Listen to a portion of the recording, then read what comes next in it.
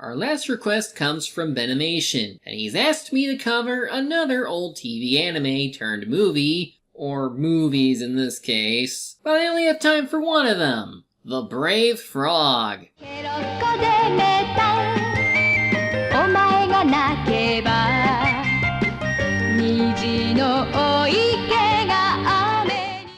The Brave Frog was one of two movies made by Harmony Gold. It's an adaptation of a Tatsunoko Productions anime called Dimitten Croaker, the Boy Frog. It's about the title character going through some harsh and even sad times. But I cannot find the individual episodes on YouTube, so I can't compare between the anime and the movie. Just know that Harmony Gold not only condensed the series into 2 films, but they also dubbed the entire series again under the name Adventures on Rainbow Pond in 1990. This was 5 years after the movies, so what changed? Oh well, I suppose it doesn't matter. Right now, we have a movie to go over. So let us look at the first in this frog anime, The Brave Frog.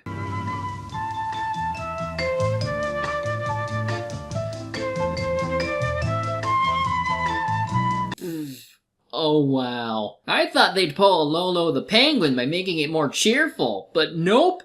This opening lets us know that the life of the main character isn't a very happy one. But how do we truly open the movie? They're after us! We've got to get away! Hurry and run for your lives! Help! Help! Child murder! No, really. These things are eating the children whole! As horrific as this is, it'd be better if the characters would stop talking and let the scene play out, and since I don't have the original footage, I don't know if this was a dub thing or not. Ribbit, to the limit. Put your whole heart in it. It's cold and dark, you've lost your home, and even worse, you're all alone, but Ribbit, to the limit. Life's a thrill a minute. I think we might be seeing some tonal whiplash, and again, I don't know if this is faithful to the original. Still, there is the problem of discussing or showing sad topics without any sort of grace or tact. Jonathan, you're the oldest one left. Don't cry. Oh, Great Frog, help! The wave is washing me away! I can't stop! Oh no! I know it's an old dub, but this voice acting isn't very good. So here is the surviving frog in this family, whose dubbed name is Jonathan instead of Dimitten. He meets another tadpole named Pookie, who is very cheerful. You're a cute little boy! Well? His family's dead. Okay, not everyone. She leads them back to his parents, and I noticed how they gave his mother breasts. Weird. Anyway, they decide to build their new home on this pond. We could build a little cottage where you could work and Jonathan could study his school books. Wait, they have schools? Well, if Once Upon a Forest can have them, so can they. Time passes, Jonathan no longer has his tail, and it seems like the worst is behind him. Now it's just typical old anime fun that wouldn't feel out of place in Kimba. He also likes playing a flute that Pookie likes to dance to.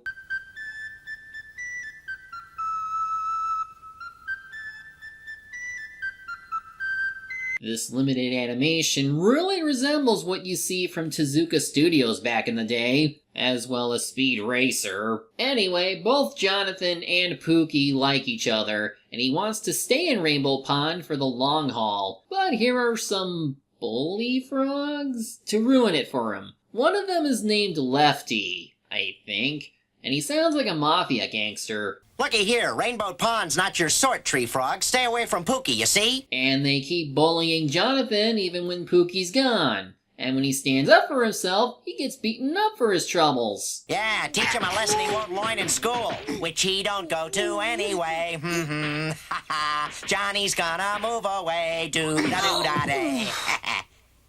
And that's just a warning, see? Yeah, see? Yeah. I could talk like a gangster too, see? Seriously, just because he's a tree frog? They still need water, and he doesn't look too different from Pookie. You're just mad that she likes him more than you. Anyway, Jonathan is worried that he won't be with Pookie at school. but his parents say not to worry. Now, dear, don't worry. We have savings. We'll have money enough in any case. Wait, where did that money come from? I thought the family came here from nothing. And this is gonna sound crazy, but is this place run by a gang? The toad bully Mo tells Jonathan that the king of the pond, Leopold, wants to see him. This is also a good time to mention that Pookie is the king's daughter, but Jonathan and his father are reluctant about this. I said this is my house and I'm asking you to leave. I'll cut you in two. And King Leopold is, of course, the fat kind of ruler. He's mean, condescending, and very forceful. John Bob would probably have a field day kicking his ass. Mr. Harper, I can do anything I please in this place. I'm the boss. I just told you so. Why should I listen to you? The great frog made us all the same. No frog is a king, especially not you. I think I don't like you or your son Jonathan. From now on, you will listen to me. Yeah, you and your punk kid will do as I say. Is this whole show just built to torture Jonathan? Am I gonna have to go poor Jonathan the entire review? Maybe, maybe not, because now he's pissed. Oh, Jonathan!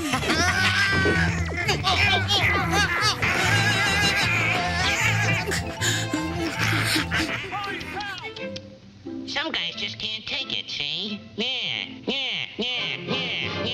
Pookie shows up to stop people from attacking her friend, but her father scolds her for doing this. After all, leper frogs are meant to rule over all others in this pond. Pookie, I told you to be still.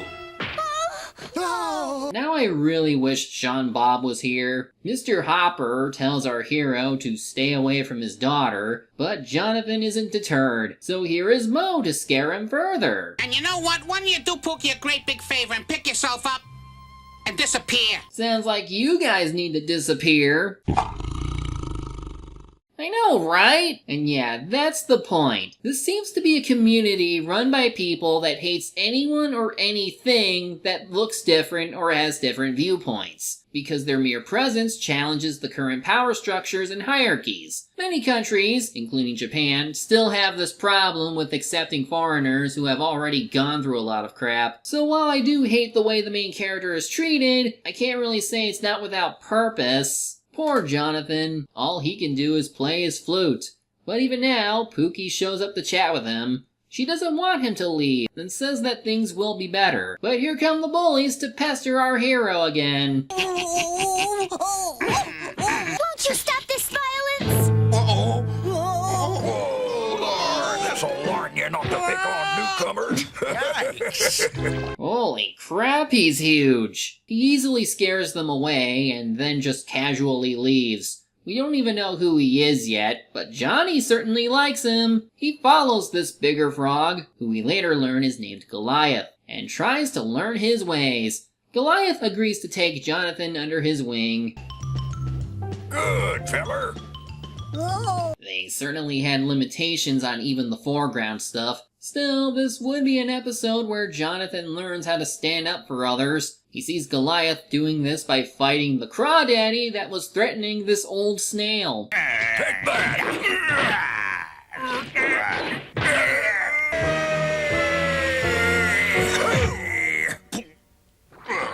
Yeah, take that! Though this does lead to a conflict of interest because of Mr. Hopper, as he's kind of a coward. And Goliath doesn't like cowards, so our hero doesn't want to reveal that he's Hopper's son. And during an argument at dinner, where Jonathan berates his father for being a coward, his father hits him. You had better show some respect around here, young man. I'm not perfect, the great frog knows. I do the best I can, that's all. You think it's easy? It isn't easy, believe me. Maybe you'll understand someday when you grow up. Which I guess is understandable, but I expected that to be exclusive to Leopold. This causes Johnny to run away from home, and when Pookie tries to catch up with him, this is how he responds. I tried so hard, but no one gave me a chance. My parents hate me and I hate everyone, even you. Go away and leave me alone. Please, just leave me alone. It comes to this. Oh, I I don't care. Nobody cares about me, so I don't care about anybody. Okay, now that's just self-loathing. And without knowing which episodes this part came from in the anime, I don't know if he truly gave up in like a day or not. Anyway, Pookie cries and calls him a quitter. Johnny tries to say goodbye to Goliath, but he finds him beaten up in a thorn bush. I'm a goner, Jonathan. I want you to have this to make you strong. It's so you'll remember me when I'm gone. Don't die, Goliath. It's all right, little feller. Just remember everything I taught you. Help the weak and... Goliath, don't die, please. Oh. They have gone too far. The Frog Mafia must be destroyed! Poor Jonathan. His first true friend is already gone. I guess Mr. Hopper realized how much of a dick he is, so he's trying to make amends. So Johnny can go back home and start fresh. The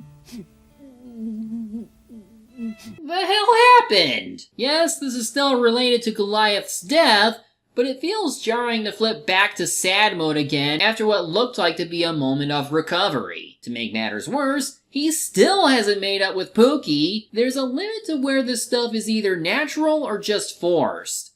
Honestly, the movie should have cut all that and moved immediately to the training montage. You're the best around. No one's ever gonna take you down. Jonathan is finally able to leap far and swim well. And I guess Pookie got around to forgive him. He's still not fond of her, though she's more of an annoyance to him than anything else now. Oh hey, an actual salamander. Not even the kind with pitchforks and sunglasses, just big and scary. And this escape with Pookie would have been intense, but Johnny repeating this noise kinda ruins the moment.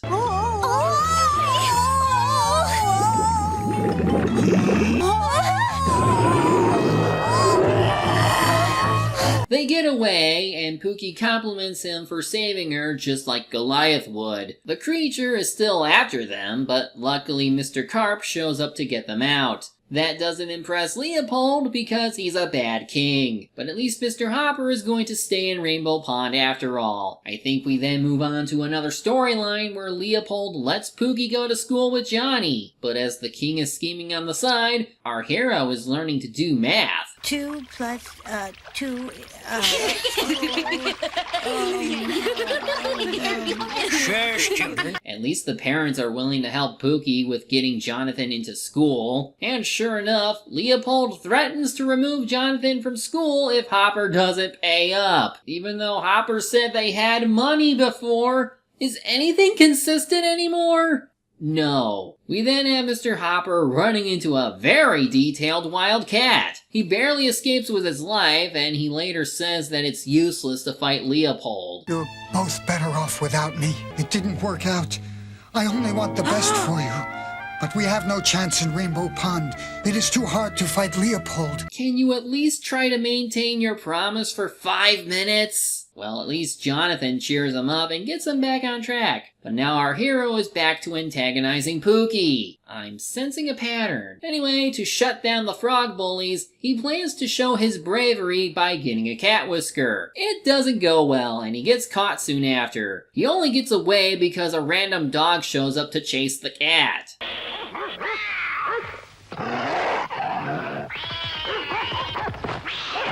So, back to quitting school. But Pookie cheers him up by reminding him of the sweet melody from the flute. Jonathan, don't you know that your music is the way that you make me and others happy? You know, I didn't think of that. I knew it was a great gift, of course, but... It's the way I met you, and I liked you right away. Do play. What? No, it wasn't. You met each other as young tadpoles, and she led him back to his parents. We then have another plot point where Jonathan is suddenly playing with toys. If you don't study, at least help me clean up the house. Children are so ungrateful.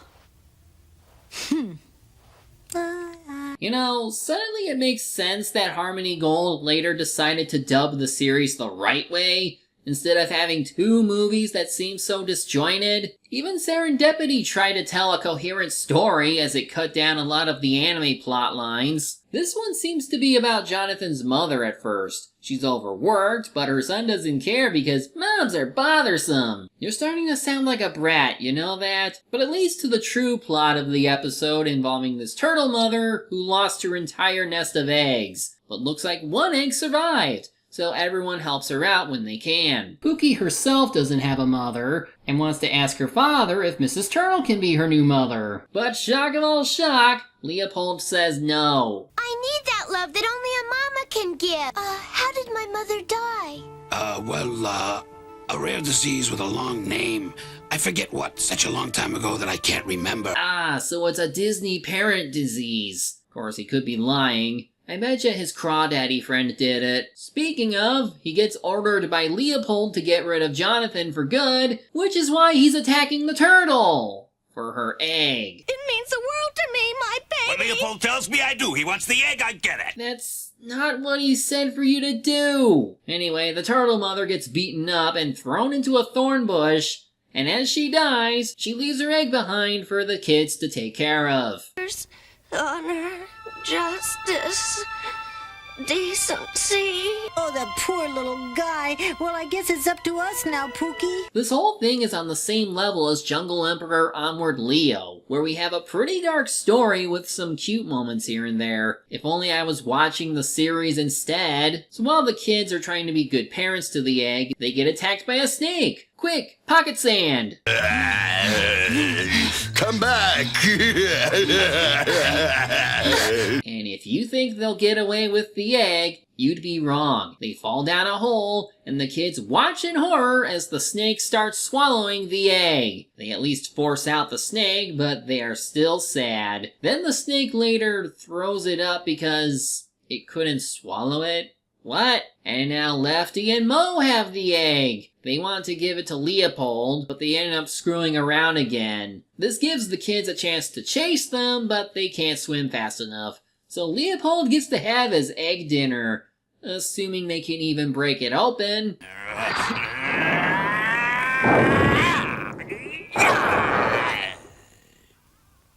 Oops. What kind of an egg is this? It should have been fried by now.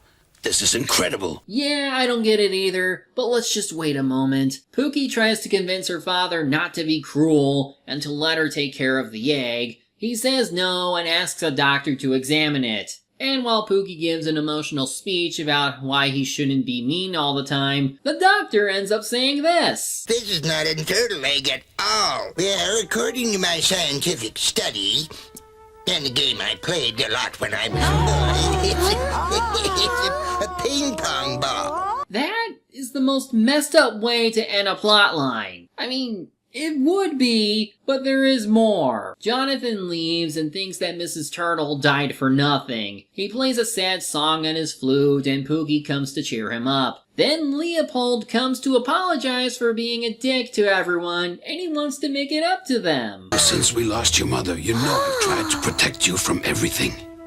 Pookie dear, I see how wrong I've been. I haven't always done right. Believe me, I'm not proud of it. I'll make it up to you somehow, even to Jonathan, I promise.